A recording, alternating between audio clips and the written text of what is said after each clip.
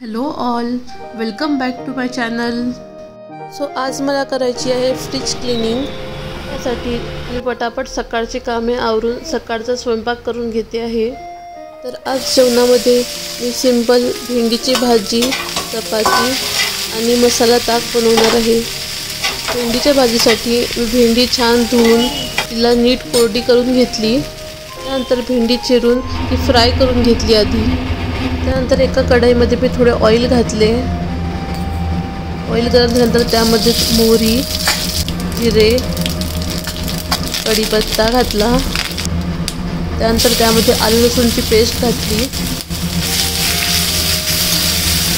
छान लालसर होईपर्यंत परतून घेतल्यानंतर त्यामध्ये लांब चिरलेला कांदा घातला. कांदा लवकर नरम होण्यासाठी त्यात मी थोडेसे मीठ घातले. कांद्याला छान लालसर होईपर्यंत परतून घेतले. त्यानंतर यामध्ये मी बारीक चिरलेला टोमॅटो घातला. टोमॅटो लवकर नरम होण्यासाठी त्यावरती झाकण ठेवले आणि इथं अव्यान झोपेतून उठला आहे.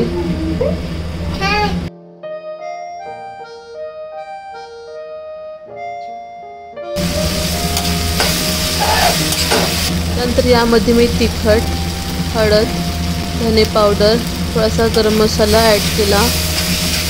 छान हे सर्व परतल्यानंतर यामध्ये मी फ्राय केलेली भेंडी टाकली.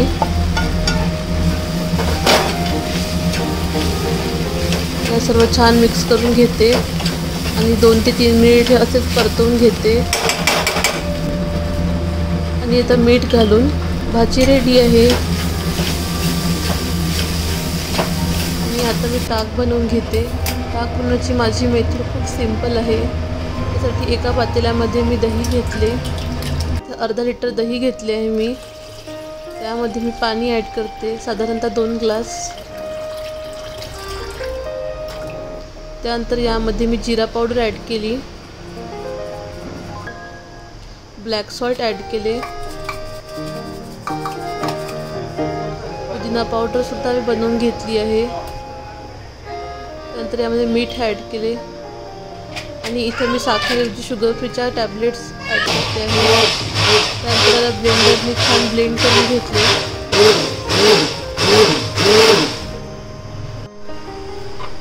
आपले ताक इथं रेडी आहे.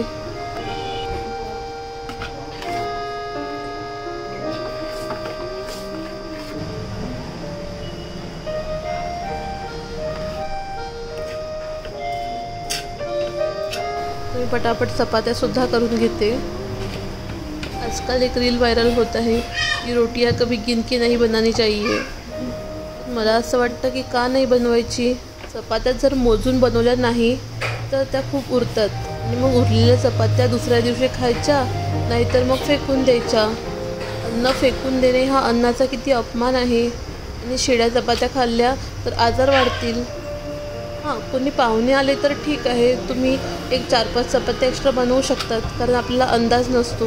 पण जर आपल्याच घरातली लोक असतील आणि आपल्याला माहिती आहे किती खाणार आहेत, तर मग का मोजून नाही बनवायच्या.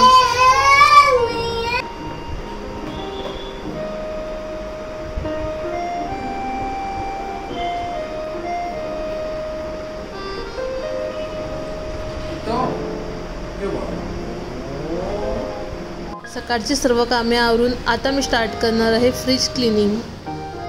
तर माझा सॅमसंगचा 282 लिटर्सचा फ्रीज आहे. हा फ्रीज कन्व्हर्टेबल आहे, म्हणजे याच्या फ्रीजरला पण आपण फ्रीजमध्ये कन्वर्ट करू शकतो.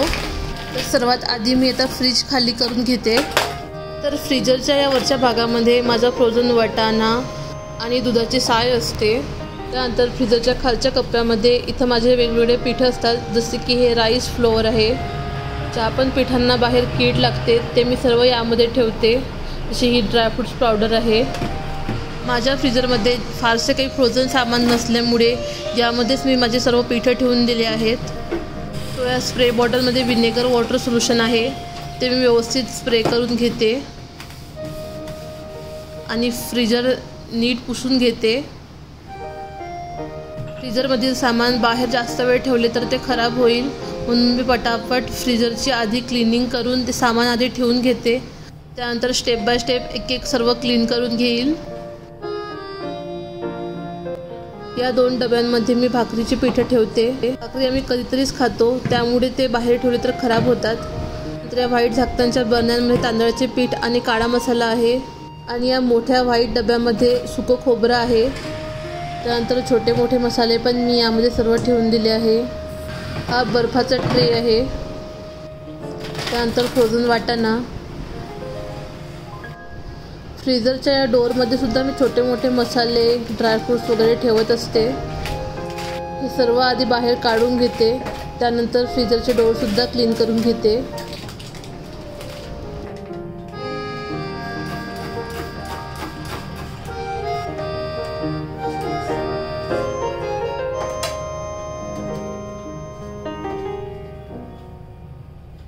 डोअर पूर्ण क्लीन झाल्यानंतर यामध्ये पुन्हा सर्व सामान लगेच लावून देते. आता फ्रीजर तर क्लीन झालं आहे. आता खालील फ्रीज क्लीन करून घेते. फ्रीजच्या या वरच्या ट्रेमध्ये माझे दूध दह्याचे पॅकेट्स असतात.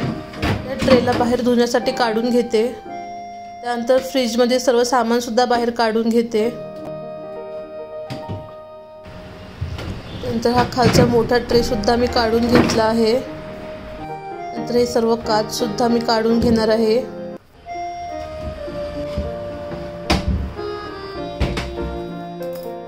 यानंतर आता फ्रीजचे डोअरसुद्धा मी खाली करून घेते.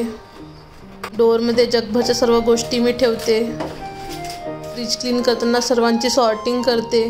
पाहिजे त्या ठेवते, राहिलेल्या फेकून देते. फ्रीज साफ करताना सर्वात महत्त्वाची गोष्ट म्हणजे एक्सपायरी डेट चेक करणे. मी सर्व पॅकेट्स, बॉटल्स सर्वांवरच्या एक्सपायरी डेट चेक करते. ज्या संपल्या असतील ते सर्व फेकून देते. तसे यावेळेस माझे सोया सॉसची बॉटल एक्सपायर्ड झालेली होती.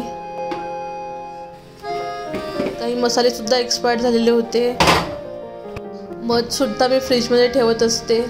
बाहेर पण ते टिकते, पण बाहेर त्याला मुंग्या लागतात, म्हणून मी सेफर साईड मी फ्रीजमध्ये ठेवते. आता मी फ्रीजचे जे पण काही ट्रे वगैरे काढले आहेत सर्वांना डिशवॉश लिक्विडनी स्वच्छ घासून घेते. इथं मी अगदी हलक्या हातांनी घासते आहे. दाबून घासली तर त्यावरती स्क्रॅच होऊ शकतात.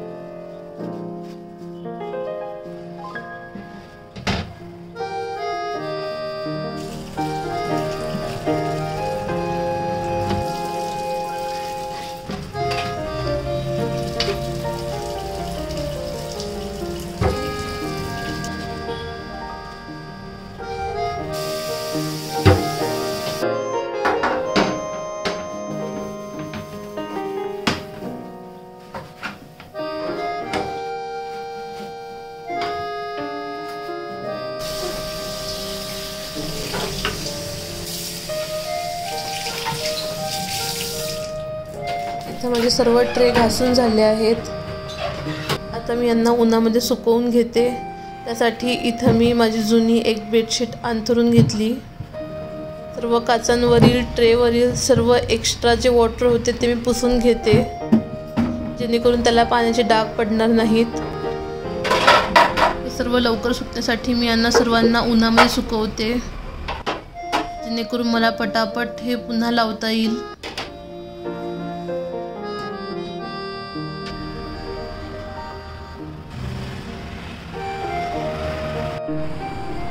जोपर्यंत हे सर्व वाढते तोपर्यंत मी तिकडे फ्रीज साफ करून घेते. मी सर्वात आधी यावरती वॉटर व्हिनेगर स्प्रे करून घेते.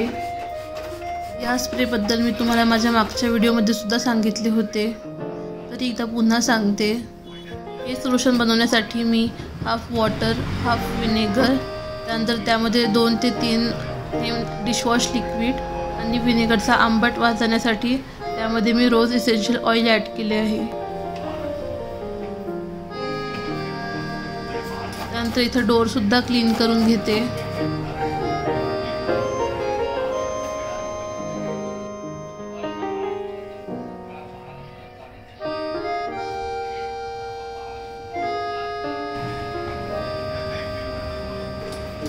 डोअर क्लीन करताना इथे साईडचे जे रबर आहे हे सुद्धा नीट क्लीन झाले पाहिजे, नाहीतर काही दिवसांनी त्यामध्ये सुद्धा गंदगी जमायला लागते.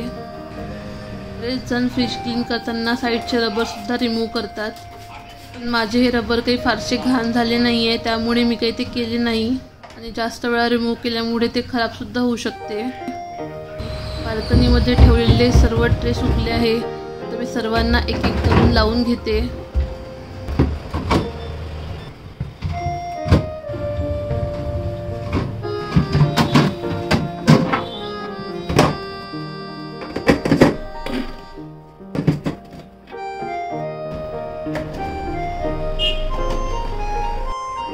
आता माझे फ्रीजचे सर्व काच आणि ट्रे लावून झाले आहेत. फ्रीज अगदी नवकोरं दिसत आहे. तर यामध्ये पटापट सामान भरून घेते. आधी मी डोअरमधील सर्व सामान भरून घेते. फ्रीज क्लीन करायचे होते म्हणून मी बऱ्यापैकी भाजीपाला संपवून टाकला होता. सो हे सर्व लावून झाले की मी भाजीपाला घ्यायला जाणार आहे. त्यानंतर तुम्हाला मी दाखवेल की मी भाजीपाला कसा स्टोअर करते. माझ्या फ्रीजमध्ये अंड्याचे 2 ट्रे दिले आहे. अंडी तर मी फ्रीजमध्ये ठेवत नाही. इथं मी माझे सामानच ठेवते आणि ते सतत पडत राहते. त्यामुळे इथं मी एक कार्डबोर्ड घेतला आहे आणि त्याला वॉटरप्रूफ पेपर लावला आहे. काही लिक्विडसुद्धा सांडले तर मला ते सहज पुसता येईल. कार्डबोर्ड चेंज करण्याची गरज नाही. हा माझा एक स्टीलचा एअरटाईट कंटेनर आहे. यामध्ये मी पुदिन्याची पाने ठेवते. या कंटेनरमध्ये पुदिना 1 ते 2 वीक राहतो आणि हा डब्बा मी डोअरमध्येच ठेवत असते, जेणेकरून मला पटकन घेता येईल. आणि ह्या दुसऱ्या डब्यामध्ये मी लसूण ठेवत असते. त्यासाठी मी या डब्यामध्ये एक टिश्यू पेपरसुद्धा ठेवते, जेणेकरून काही पाणी लागले तर टिश्यू पेपर सोक करून घेईल. आणि आलंसुद्धा तसं स्टोअर करते. हे सुद्धा मला नेहमी लागते म्हणून फ्रीजच्या डोअरमध्येच ठेवते. त्यानंतर लिंबूच्या डब्यामध्ये सुद्धा एक टिश्यू पेपर ठेवते, जेणेकरून काही पाणी सुटले तर ते टिश्यू पेपर सोप करून घेईल. त्यानंतर हे चॉकलेट्स घरी कोणी छोटे मुलं आले तर त्यांना द्यायसाठी. आली आहे मी भाजीपाल्याच्या दुकानामध्ये.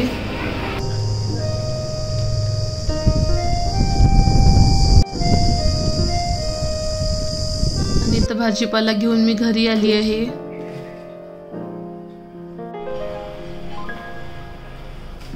भाजीपाल्याची पिशवी खाली करून घेते. मी माझा भाजीपाला स्टोअर करण्यासाठी काही फॅन्सी कंटेनर यूज करत नाही. मी माझा सर्व भाजीपाला अशा कॉटनच्या पिशव्यांमध्ये भरते. या सर्व पिशव्या माझ्या आत्यांनी मला घरी शिवून दिल्या आहेत. कंटेनर चांगले असतात स्टोअर करण्यासाठी, पण माझा काही भाजीपाला बराच असतो तर काही कमी असतो, त्यामुळे कंटेनरमध्ये एवढं बसत नाही व्यवस्थित. भाज्यांना जर काही पाणी सुटले तर ह्या कॉटनच्या पिशव्या त्याला सोक करून घेतात. मी फ्रीजमध्ये ऑर्गनायझर म्हणून फक्त हे 2 प्लॅस्टिकचे ट्रे घेतले आहेत, जेणेकरून ते मला फ्रीजमधून पटकन काढता येतील. आलं बाहेरून आल्यानंतर त्याला मी आधी पाण्यामध्ये भिजवून घेते. कढीपत्त्याची पानेसुद्धा अशी तोडून ती धुवून घेते आणि त्यानंतर त्याला अर्धा दिवस सावलीमध्ये सुकायला ठेवते. कढीपत्त्याची पाने अशी कापडावरती सुकायला ठेवते, जेणेकरून ते लवकर सुकतात. त्याला कपडे मिरच्या आणि कोथिंबीर मी त्यांना कॉटनच्या कपड्यामध्ये गुंडाळून ते प्लॅस्टिकच्या डब्यामध्ये ठेवून देते. ह्या 2 गोष्टी डब्यामध्ये ठेवते कारण त्याचे नेहमी काम पडते. आणि हे डबे मी डीमार्टमधून 100ला 5 घेतले आहेत. कढीपत्तासुद्धा मी डब्यामध्ये खाली टिश्यू पेपर ठेवून स्टोअर करते. असे ठेवल्याने कढीपत्ता 1 ते 2 वीक चांगला राहतो. आलं छान भिजल्यानंतर त्यावरील माती मी अशी ब्रशनी क्लीन करून घेते. आलं क्लीन करण्यासाठी मी एक सेपरेट ब्रश ठेवून दिला आहे. आता सर्व भाजीपाला ट्रेमध्ये ठेवून देते. फ्रीजच्या या खालच्या ट्रेमध्ये मी नेहमी फ्रूट्स ठेवत असते. हे काही एक्स्ट्राचं सुकं खोबरं आहे ते सुद्धा खालच्या ट्रेमध्ये ठेवून देते. त्यानंतर फ्रीजच्या मधल्या कंपार्टमेंटमध्ये हे भाज्यांचे बास्केट ठेवते. सर्वात वरच्या कंपार्टमेंटमध्ये दही दूध असते, जेणेकरून ते पटकन घेता येईल. फ्रीजच्या खालच्या कंपार्टमेंटमध्ये छोटी मोठी डबे ठेवते, ज्यामध्ये मसाले लोणचे असतात, जे खूप कधीतरी यूज होणार. जे डेली यूज होणार ते सर्वात वरती ठेवते. माझं आता आतमध्ये सर्व सामान लावून झालं आहे. आता फ्रीज बाहेरून क्लीन करून घेते. फ्रीजला बाहेरून सुद्धा मी वॉटर विनेगर स्प्रे करून त्याला कपड्याने स्वच्छ पुसून घेते. तसे तर मी फ्रीज बाहेरून बऱ्याच वेळा साफ करत असते. फ्रीजच्या डोरला नेहमी हात लागून ते खराब होते, म्हणून मी ते नेहमी पुसत असते. फ्रीजच्या बाजूने आम्ही असा एक व्हाईट बोर्ड लावला आहे. किचनमधले जे काही संपते ते मी यावरती लिहित असते.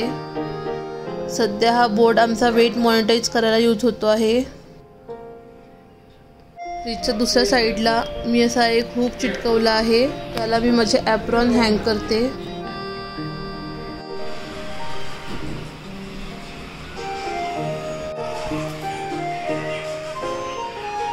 साफसफाई तर झाली आहे. आता वेळ आली आहे चहा कॉफीची. तर इथे मी माझ्या हस्बंडसाठी कॉफी बनवते आहे आणि माझ्यासाठी चहा बनवते आहे. इथे माझी चहा कॉफी रेडी होताच बाहेर मुसळधार पाऊस सुरू झाला होता.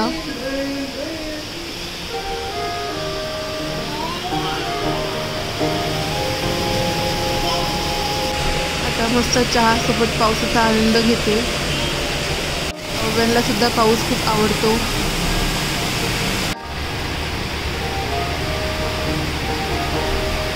मला माझा आजचा व्हिडिओ कसा वाटला हे मला कमेंटमध्ये नक्की सांगा. आणि मी कशावरती व्हिडिओ बनवले पाहिजे हे सुद्धा मला कमेंट्समध्ये सांगा, जेणेकरून मी तुम्हाला हव्या त्या टॉपिकवरती व्हिडिओ घेऊन येईन. आणि माझ्या व्हिडिओला लाईक शेअर सबस्क्राईब करायला विसरू नका.